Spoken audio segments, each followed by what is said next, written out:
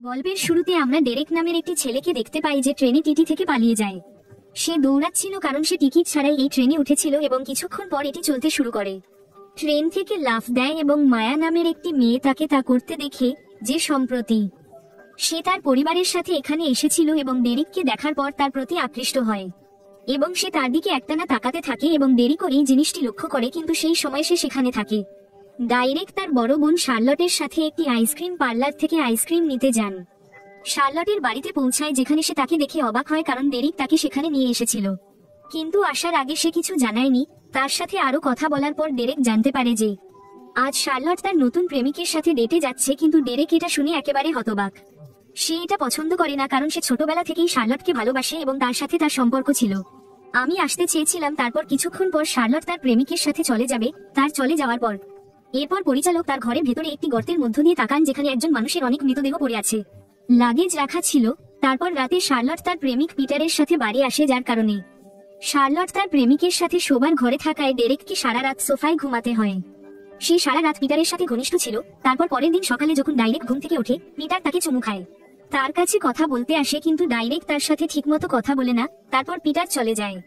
এরপর শার্লট তার ভাইয়ের সাথে কথা বলে এবং তাকে বলে যে তোমার হঠাৎ এখানে আসা, তোমার আশাটা আমার মোটেও পছন্দ হয়নি, এবং সে তাকে আরো বলে যে আমি পিটারের সাথে আছি, আমি একটা সিরিয়াস রিলেশনশিপে আছি এবং হয়তো খুব শীঘ্রই আমি তাকে বিয়ে করব। এরপর আমরা ডেরিক নিয়ে কথা বলবো। স্কুলে দেখা হয় যেখানে সে ঘুরে বেড়ানোর সময় আবার মায়াকে দেখতে পায়, কিন্তু ডেরেক তার সাথে কথা বলে না এবং চলে যায়। সে চলে যাওয়ার সাথে সাথে মায়া তার বন্ধুদের বলে ডেরেককে দেখাচ্ছে, আমি এই ছেলেটিকে খুব পছন্দ করি এবং ভবিষ্যতে আমি তাকেই বিয়ে করব। কিছুক্ষণ পর মাও তার বাড়িতে ফিরে আসে, যেখানে মায়ার বাবার কিছু বন্ধু এসেছিল, যারা এই লোকগুলোর মধ্যে একজন মায়াকে খুব পছন্দ করত, কিন্তু মায়ার বাবাকে কিছু বলার আগেই কিছু গুন্ডা সেখানে এসে লোকটির গাড়ি ভেঙে পালিয়ে যায়। অন্যদিকে শার্লট একটি নতুন পোশাক পরে বেরিয়ে আসে, যা সে তার প্রেমিক পিটারকে দেখায়। সে শার্লটকে মুগ্ধ করতে যাচ্ছিল। দুপুরে খাবার খাওয়ার সময় সে সরাসরি শার্লটকে তার ঘর সম্পর্কে জিজ্ঞাসা করে এবং বলে যে অন্য কারো জিনিসপত্র ওই ঘরে রাখা আছে, যার জবাবে শার্লট বলে এটা পিটারের জিনিসপত্র এবং আমি তাকে আজই এখান থেকে চলে যেতে বলবো। এবং তারপর সেই রাতেই পিটার সেই ঘর থেকে তার সমস্ত জিনিসপত্র বের করে সেখান থেকে চলে যায় এবং অবশেষে ডাইরেক্ট তার নিজের ঘর পেয়েছে। এরপর ডেরিক তার বন্ধুদের সাথে খেলছে। এই সময় সে তার এক বন্ধুর কাছ থেকে জানতে পারে যে পিটার ইতিমধ্যেই বিবাহিত। এই কথা শুনে ডাইরেক্ট হতবাক হয়ে যায় এবং সে সরাসরি তার কাছে যায় এবং তাকে এই কথা বলে শার্লটকে বলে, কিন্তু শার্লট পাত্তা দেয় না কারণ পিটার ইতিমধ্যেই তাকে এই সমস্ত কথা বলে ফেলেছিলেন।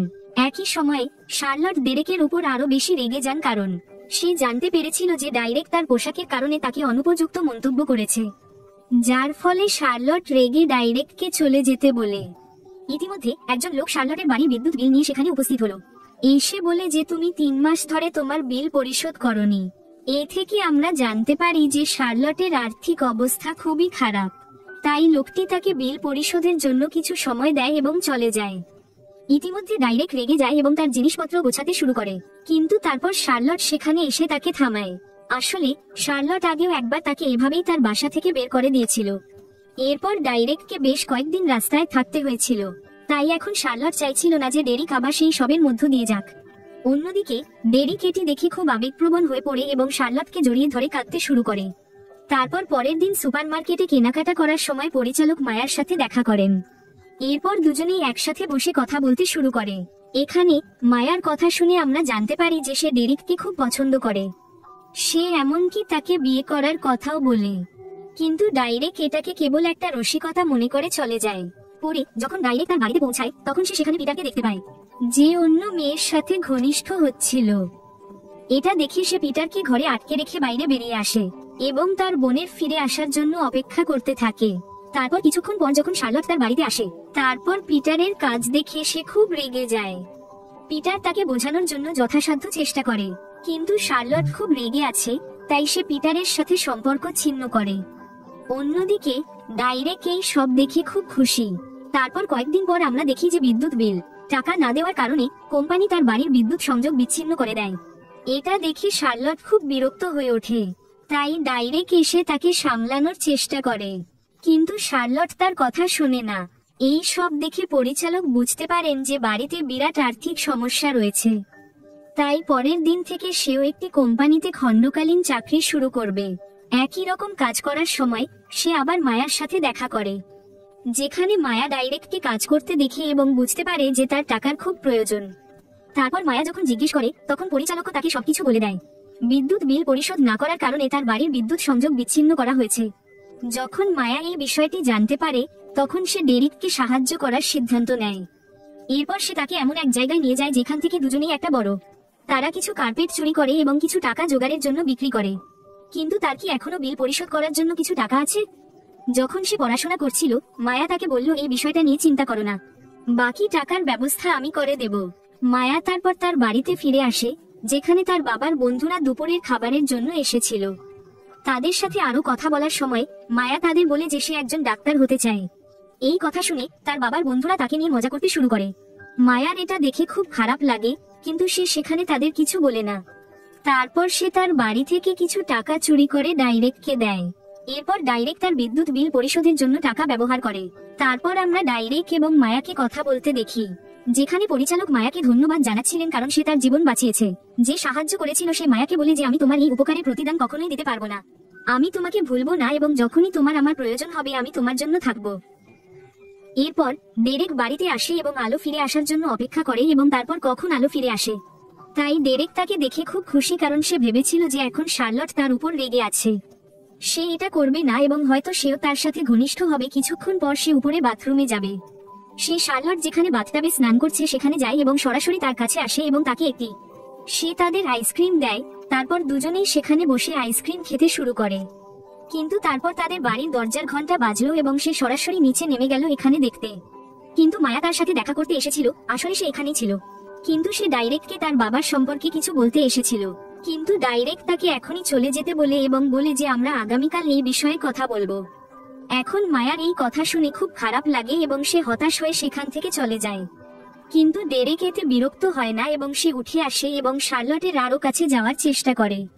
কিন্তু শার্লট এই ব্যাপারে খুব খারাপ বোধ করে কারণ সে ডেরেককে তার ভাই মনে করত। তারপর সে রাগ করে সেখান থেকে চলে যায়। তারপর রাতে শার্লট ডেরেক যা বলেছিল তার সব একই কথা শুনতে পেল।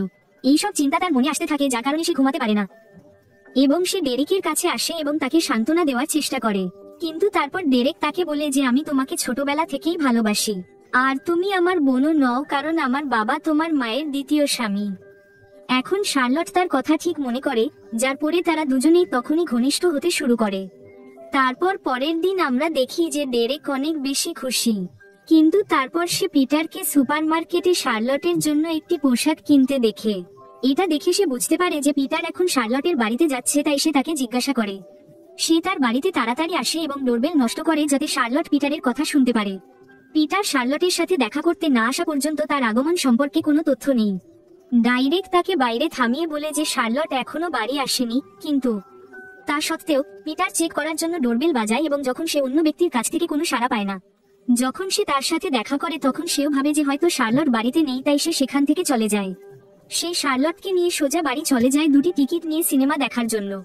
কিন্তু সে সেখানে আসে কিন্তু পিটারকে সেখানে বসে থাকতে দেখে অবাক হয়। আসলে সে আমাকে ফোনে এখানে ডেকেছিল, যার অর্থ এখন তাদের মধ্যে সবকিছু ঠিকঠাক। এখন এটা জেনে পরিচালক শার্লটের উপর খুব রেগে যান। সে তাকে গালি দেয় এবং সেখান থেকে চলে যায়। এরপর দৃশ্যপট বদলে যায় এবং আমরা পিটার এবং শার্লটকে একটি পার্টিতে দেখতে পাই, যেখানে শার্লট পিটারের বসের সাথে নাচছে। ইতিমধ্যে পিটারের বসও তাকে অনুপযুক্তভাবে স্পর্শ করতে শুরু করে। শার্লট এই সব পছন্দ করে না এবং সে পিটারকেও এটা বলে, কিন্তু পিটার তার কথায় খুব একটা মনোযোগ দেয় না কারণ তার বসও তাকে পদোন্নতি দিতে চলেছেন। আর যদি সে এখানে তার বসকে কিছু বলে তাহলে তার পদোন্নতিও বাতিল হতে পারে। আমরা পার্টিতে ডেরেককেও দেখতে পাই, দূর থেকে এই সব দেখছে। এরপর যখন শার্লট বাথরুমে থাকবে তারপর পিটার সেখানে এসে শার্লটকে বলে, আজ রাতে তোমাকে আমার বসের সাথে ঘুমাতে হবে, তবেই আমি আমার চাকরিতে পদোন্নতি পেতে পারি। কিন্তু শার্লট তাকে সরাসরি প্রত্যাখ্যান করে। এরপর সে পিটারের মুখে চড় মেরে চলে যায়। ডাইরেক্ট তাকে অনুসরণ করে বাড়িতে যায় এবং শার্লটকে সেখানে কাঁদতে দেখে সে ডেরেককে তার ঘরে ঢুকতেও দেয় না। এবং অন্যদিকে আমরা মায়ার বিয়ে দেখতে পাই। আমরা দেখতে পাচ্ছি যে সবাই অনেক উপভোগ করছে, কিন্তু মায়া এখানে খুব দুঃখিত। এটা দেখে আমরা জানতে পারি যে মায়া তার বিয়েতে মোটেও খুশি ছিল না। গত রাতে সে ডাইরেকের বাড়িতে এসেছিল এই কথাটা বলার জন্য, কিন্তু ডাইরেক তার কথা শোনেনি। সে তার কথা শুনে তাকে সেখান থেকে তাড়িয়ে দিল। ইতিমধ্যে একই দুর্বৃত্ত ছেলেরা সেখানে এসে বিয়েতে তাণ্ডব চালায়, যার কারণে পদদলিত হয় এবং সমস্ত লোক সেখান থেকে চলে যায়। মায়া আরো সে ডেরেকের সাথে দেখা করতে আসে এবং সে তার উপর খুব রেগে যায়, কারণ ডেরেক আগের রাতে তাকে কিছু বলেছিল। আমি এটা শুনিনি। সে তার কাছে এসে বলে, এখন অনেক দেরি হয়ে গেছে, আমি এখন অন্য কারোর সাথে বিবাহিত। এরপর সে তাকে বিদায় জানিয়ে চুমু খায় এবং সেখান থেকে চলে যায়। এত কিছুর পর যখন ডাইরেক্ট তার বাড়িতে ফিরে আসে, তখন সে দেখতে পায় শার্লট ইতিমধ্যেই সেখানে তার জিনিসপত্র গুছিয়ে ফেলেছে। সে ডেরেককে চলে যেতে বলে। তারপর যাওয়ার আগে তারা দুজনেই শেষবারের মতো একসাথে বসে আইসক্রিম খেয়েছিল। চলো বন্ধুরা খাই, গল্পটা এখানেই শেষ।